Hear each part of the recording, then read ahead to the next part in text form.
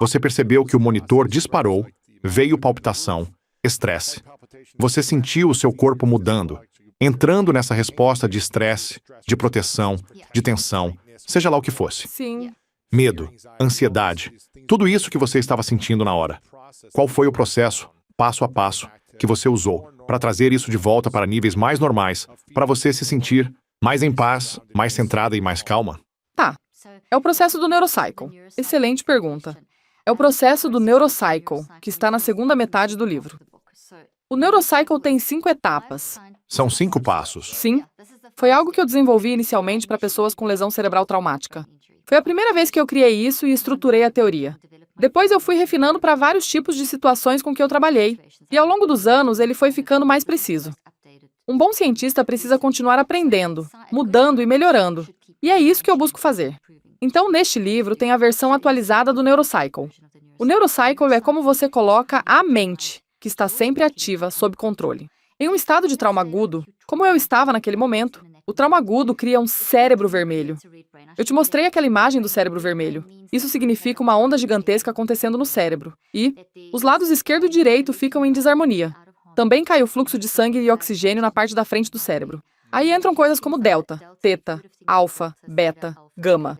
Essas ondas deveriam fluir como ondas do mar. E se você pensa no mar, você tem as ondas grandes, que seriam delta, ondas um pouco menores, que seriam teta, depois elas crescem, que seria beta, vem a crista, que seria o beta alto, e a gama, que seria aquela ondulação fininha na beira da praia. E a gente quer esse fluxo no cérebro de um jeito mais uniforme, que é mais ou menos o estado Y. X mais Y. X é o que acontece com a gente, Y é esse estado. Acontece o X e o estado Y sai do eixo. E foi isso que aconteceu comigo naquele momento.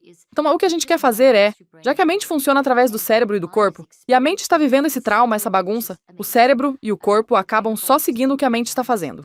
Então vira bagunça no cérebro e no corpo. Mas, se eu estou nesse caos, eu não consigo raciocinar direito. Eu não acesso clareza, eu desmorono. E nessa situação, eu teria desmoronado. E eu já desmoronei no passado. Mas hoje, eu aprendi a lidar com isso.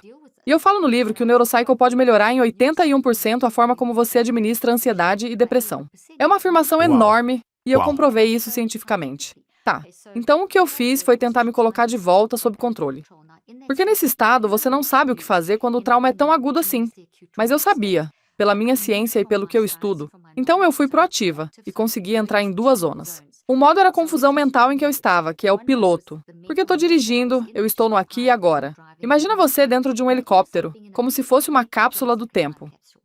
E o seu helicóptero é puxado para isso, porque você está em choque, com terror, medo, pânico profundo e ansiedade. Esses são os sinais de fumaça. Então o meu piloto fica totalmente descontrolado. E o copiloto também sou eu. Só que é a minha parte sábia. Porque dentro de cada um de nós existe a sobrevivência. E esse é o nosso instinto. Sabe quando você dá um conselho ótimo para alguém e pensa, nossa, de onde saiu isso? É essa profundidade. Tipo, a gente sabe o que sabe. A gente sabe o quanto aguenta. A gente diz, eu sei disso, esse tipo de coisa. E esse é o copiloto, essa sabedoria. Então, nesses estados, o que a gente quer é se colocar no copiloto. Lembra? Piloto e copiloto. E você usa essa linguagem. Você está pilotando esse helicóptero para todo lado. E o copiloto diz, calma, vamos pousar perto daquela árvore. Aí pousa e desce, mas desce junto com o copiloto, então você está seguro. Você criou uma distância. E tudo isso eu estou detalhando aqui. E claro, isso é treino, tá tudo no livro. Eu tenho um aplicativo que explica isso também, mas esta é a mentalidade que eu treinei para adotar. Então eu posso enfrentar um trauma agudo com essa mentalidade. Ainda estou chorando, ainda estou enlouquecendo, mas estou enlouquecendo nesta zona onde agora sei, porque sei que preciso de sabedoria. Eu preciso ser capaz de acessar o... E eu não consigo atravessar esse caos com cérebro e corpo em caos, com a mente em caos, sem antes acalmar isso. Então eu preciso passar por isso, porque eu fico presa naquela árvore preta e fico presa nesse cérebro caótico. Isso seria tipo o modo luta ou fuga. Seja alguém te fechando no trânsito, no carro, ou alguém gritando com você, ou alguém. Enfim, acontece um evento que te faz reagir em luta ou fuga. Seja um trauma grande ou um trauma menor, né? Exatamente. Aquelas coisas que você não vê chegando. Coisas que você não espera e que simplesmente te atingem do nada. Sim, com certeza. Você entra num nível de luta ou fuga. Então, fisiologicamente, 1.400 respostas neurofisiológicas são ativadas para te ajudar a focar. Mas elas não funcionam a seu favor se você não fizer o que eu estou dizendo, que é mudar a percepção. Então esse é o como fazer, porque no instante em que você muda a percepção, tudo muda. E foi o que eu te falei. Em segundos eu baixei a glicose no monitor. E eu nem esperava que fosse funcionar tão rápido. Eu fiquei impressionada. E ao longo das 12 horas do trauma, conforme isso ia oscilando, eu consegui manejar cada vez melhor. Então, assim, de verdade. E não foi a primeira vez. Eu faço isso a vida inteira. Mas foi muito interessante ver em tempo real e ver a reação. Tá, então... Então a etapa 1 é Etapa entrar 1. no estado de copiloto para pousar o avião? Isso é a preparação. A gente nem chegou na etapa 1 ainda. Ok. Você precisa se Então preparar. primeiro pousa o avião. Lembra que existe um copiloto, que é a sua mente sábia. E você é o piloto pirado indo para todo lado. Então, pousa o avião. Deixa o copiloto te dizer, ok, pousa o avião. E você pousa onde precisa, que é no ponto do problema. E o que te puxou para pousar e encontrar o problema foram as suas emoções. Então essa é a etapa 1. Você vai reunir consciência, fazer um mapeamento. E reunir significa você assumir o controle. Você não fica sentado embaixo da macieira levando maçã na cabeça. Você dá um passo para trás e escolhe a maçã. Então existe controle, autonomia, senso de ação. No meio do caos, dá para criar ação mentalmente, porque quem está dirigindo isso é a sua mente. Então você se afasta e diz, ok, eu vou pegar essa maçã. Essas maçãs são os sinais emocionais de alerta. Terror, desespero, sensação de estar totalmente traumatizado. Você pega essas maçãs e coloca na sua cesta. E aí você reúne consciência. Então isso é meio que reunir sua... Consciência, É assim exatamente. que eu estou me sentindo. É isso que aconteceu. Esse é o evento. Sim, é reunir, é quase isso mesmo. Só que você reúne em 4 pacotinhos bem definidos, porque quanto mais organizado, menos caos. Dá para ser bem sistemático. Quais são essas 4 coisas? Primeiro, você reúne consciência dos sinais emocionais de alerta. Desespero, ansiedade, crise de pânico. Depois, você reúne consciência da resposta física do corpo. Aí o seu copiloto diz, ok, como está o seu corpo? Pega essa maçã. O que está acontecendo fisicamente? Coração disparado, crise de pânico, tensão, aperto no estômago, adrenalina, fuga, medo, congelamento. Depois vem os seus comportamentos. O que você está falando? O que você está fazendo? Como você está reagindo? O que você está dizendo? O que está fazendo? O que de fato está acontecendo? Eu pego isso, pego aquilo, faz isso, faz aquilo. Então, o que é esse comportamento? Ele está funcionando? Porque assim, só de fazer isso você já muda o jeito de agir. Você entra imediatamente em outro modo. E o quarto é perspectiva. Qual é a sua visão? Isso está perdido, isso é terrível, isso é uma porcaria, acabou, ou ok, isso é ruim, mas... Sabe, para onde eu vou com isso? Então você reúne. E assim que você tem isso, você vai para refletir. É bem sistemático. E quando você reúne tudo e faz essa preparação, os 2 lados do cérebro voltam a se alinhar, volta à coerência. O fluxo de sangue volta para o cérebro. E o oxigênio volta para a parte da frente do cérebro. Quando falta oxigênio e falta sangue na parte da frente do cérebro, o que acontece em trauma, situação aguda, essas coisas repentinas, isso cai. Aí você fica impulsivo. Você toma decisões ruins, reage errado e cria ainda mais desorganização. A onda alfa no cérebro cai e fica mais ativa do lado direito. Quer dizer, fica puxado para o lado direito, o que não é bom, porque aí você perde clareza. Então, fazendo o que eu acabei de falar, você muda tudo isso. Você traz coerência de volta. Você aumenta a alfa. E talvez ainda não fique perfeito, mas o processo já começou. Aí, conforme você avança pelas 5 etapas, e eu detalho mais no livro, aqui eu estou só dando uma visão geral. Então você começa a refletir. Claro. Ok, o que eu tenho na minha cesta? Essa é a etapa 2. Refletir. Refletir é uma palavra linda, assim como reunir consciência. Sobre reunir consciência, eu só quero reforçar. Eu falei que a gente não deve ter medo de desespero, ansiedade, trauma, depressão. Essas coisas assustam, mas não tenha medo, porque elas são mensageiras. Elas são mensageiras úteis, avisando alguma coisa. E se você responde desse jeito, você passa a controlar. Mas se você responde com medo, elas é que te controlam. Nossa, sim. E aí você não avança. Você fica muito preso na ruminação. E os padrões só pioram. Então retome o controle. Mesmo que você esteja chorando, gritando, xingando, tanto faz, mas retome o controle. Você está na árvore fazendo o processo. Então reunir. E refletir é... Quando você pensa na luz passando por um prisma, ela reflete todas as cores do arco-íris. Então existe profundidade. E uma só coisa pode significar muitas outras coisas. E refletir é esse processo de virar um detetive. Ok, por que eu estou reagindo assim? Porque eu estou... Quando é algo do momento, em geral a gente sabe o motivo. Eu sabia por que estava daquele jeito, então não precisei investigar tanto a causa.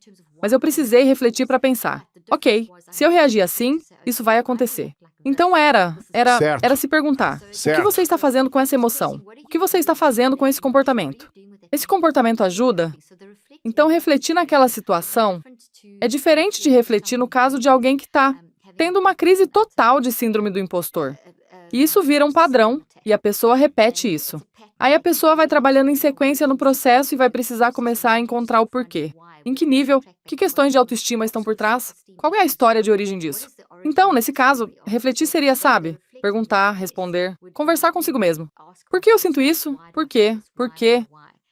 Então, é diferente, mas refletir é, sabe, construir significado, só que de um jeito bem completo. Porque existem vários padrões de sentido ali. No trauma agudo, isso é rápido. A terceira etapa é escrever. E a etapa de escrita, obviamente, no meio do trauma eu não dava conta de escrever. Então eu visualizava. Para o modo rápido, você pode só visualizar. Se der para escrever, escreva. Escreva no formato de uma metacog. Eu ensino no livro e eu tenho um vídeo. E tem também o app do Neurocycle que acompanha isso. O que é uma metacog? Metacog é um jeito de escrever em formato de padrão. Parece uma árvore. Você começa no meio e vai abrindo ramificações, colocando palavras, sem escrever frases inteiras. Você basicamente despeja as informações e deixa simplesmente sair, nesse formato. Mas um dos pontos-chave é agrupar. Conforme uma ideia aparece, você coloca em uma área. Quando surge outra, você coloca em outra, onde fizer sentido. Aí você cria blocos de informação, e cada palavra fica numa linha, e cada linha sai da linha anterior. Esse formato é impressionante. Ele puxa os dois lados do cérebro para trabalharem juntos, aprofunda, e você começa a ter insights de coisas que nem sabia que estavam ali. E a quarta etapa é justamente organizar esse caos que você acabou de colocar no papel. Ok, eu reuni consciência, eu refleti, eu escrevi. O que isso significa? Qual é a autópsia mental? Qual é o padrão, os gatilhos, os antídotos? Como eu posso ressignificar isso? É uma palavra linda, ressignificar. E aí você fecha o ciclo com uma pequena ação. E essa ação, se for no calor do momento, tipo em 5 segundos ou coisa assim, é: ok, eu vou respirar fundo e agir assim, ou eu vou dizer isso, ou eu vou fazer isso. É uma ação pequena que te ancora de volta num estado em que você consegue funcionar no próximo momento. Seja no trauma agudo ou naquele momento de síndrome do impostor. Tipo, quando precisa entrar numa reunião importante e estar sentindo que não vai dar conta, porque bateu aquela sensação de fraude, de síndrome do impostor. Então, no modo rápido, momento a momento, você faz uma ação simples e rápida. Já nas questões maiores, quando você está trabalhando um padrão, você vai fazer um trabalho diário por um tempo limitado. E eu falo trabalho porque não é solução rápida. Se você está procurando um atalho, Certo. não atingirá sua grandeza. Certo. Leva tempo. E você sabe disso. Você viveu isso na sua própria história. Então, basicamente, quando você está ajeitando as coisas grandes, você faz isso de 15 a 45 minutos por dia. E essas coisas grandes, você faz por 63 dias. Esse é o ponto-chave. Por que 63? Que bom que você perguntou. Todo mundo ouviu que bastam 21 dias para criar um hábito. Isso é um mito completo. Eu falo disso no livro também. Um cirurgião, não um neurocirurgião, falou anos atrás sobre ciclos físicos de cicatrização pelos quais o corpo passa. Se você tiver uma bolha, o corpo leva mais ou menos 3 semanas para as células-tronco e o sistema imunológico fazerem o trabalho de curar aquilo. Isso, claro, se a sua mente estiver bem. Mas e se a mente estiver uma bagunça? Esse processo pode demorar até 60% mais. Uau. Ou seja, a cicatrização fica bem mais lenta quando a cabeça não está em E ordem. se a mente estiver bem, isso diminui Aí o tempo? acontece no tempo certo. No tempo No certo. tempo certo. Às vezes até mais rápido. Depende do nível do dano. Às vezes você precisa de um ciclo de 3 semanas. Às vezes precisa de vários. Isso é para cura física. Já a cura da mente precisa, no mínimo, de 3 ciclos para gerar mudança de comportamento. Sério? E isso daí Sim. é comprovado cientificamente? Existe pouca pesquisa sustentando esse mito dos 21 dias, então eu decidi estudar isso. E existem alguns estudos. Um deles é da University College London. Eu coloco as referências no livro. E tem um estudo meu que fiz em 2019 e início de 2020, em que eu acompanhei, e a gente acompanhou no cérebro, o que acontece. Em 21 dias, você tem o que chamamos de picos de gama, o que significa que você pegou aquilo, desconstruiu e reconstruiu em algo mais saudável. Então você mudou esse pensamento, mas ele vira um XY, ele fica diferente. É como pegar uma casa velha e feia e reformar. Você tira fotos do mofo, dos carpetes horríveis, derruba o que precisa e constrói uma casa nova, linda. Você ainda lembra como era antes, mas ressignificou. Agora você mora nesse espaço novo. Você se lembra do antigo, ok? É disso que eu estou falando. Isso leva 21 dias. Você precisa desse tempo para desmontar e construir um pensamento com memórias. Porque um pensamento é uma árvore feita de memórias. Como uma árvore é feita de galhos, pensamentos são feitos de memórias. Então, para criar algo com um nível de sustentação, leva mais ou menos 21 dias. Só que se você parar aí, é só uma plantinha pequena na sua floresta. Ela ainda não tem energia suficiente para sair do não consciente. A mente não consciente funciona 24/7. É onde ficam guardadas, em forma de pensamentos, todas as experiências, crenças, tudo o que te formou. e isso influencia a mente consciente. A mente consciente só fica ligada quando você está acordado. Então agora, enquanto eu falo, tudo que eu estou dizendo estimula pensamentos do não consciente a subirem para o consciente. Para você dar sentido ao que eu estou dizendo e construir essas coisas novas como pensamentos nas suas árvores. Então, primeiro, o pensamento sai do não consciente para o consciente, passando pelo subconsciente. O subconsciente é a ponte. O consciente é quando você está acordado. O não consciente é 24/7, e é onde a nossa sabedoria também mora. Então essa sabedoria fica bem no centro. Se você imaginar uma floresta, tem uma faixa verde escura bonita no meio, que é a sua sabedoria instintiva, sobrevivência, essa parte programada para amor, viés de otimismo, e aí tudo que a gente vive fica nas bordas. Quanto menor a árvore, mais nova é a experiência, mais recente é a memória, e mais fraca ela é. As árvores grandes, já estabelecidas, são as que influenciam. Então essas coisas têm muito poder. Se for uma árvore grande e escura, influenciando, ela pula para a mente consciente e muda sua visão.